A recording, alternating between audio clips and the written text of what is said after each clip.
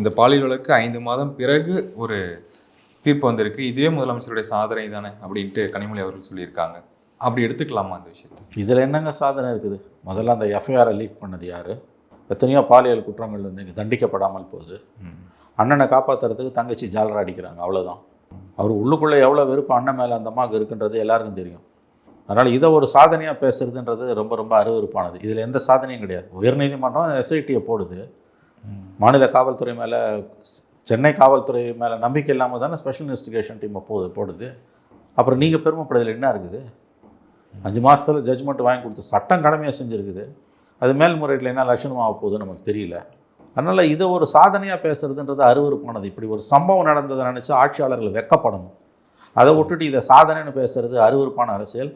இது அவங்க குடும்ப விவகாரத்தில் வந்து அவர் மறைமுகமாக உயர்வின விருச்சியில் வந்து நயவஞ்சகமாக அண்ணனை அவர் புகழ்கிறார் என்று கூட நாம் எடுத்துக்கொள்ளலாம்.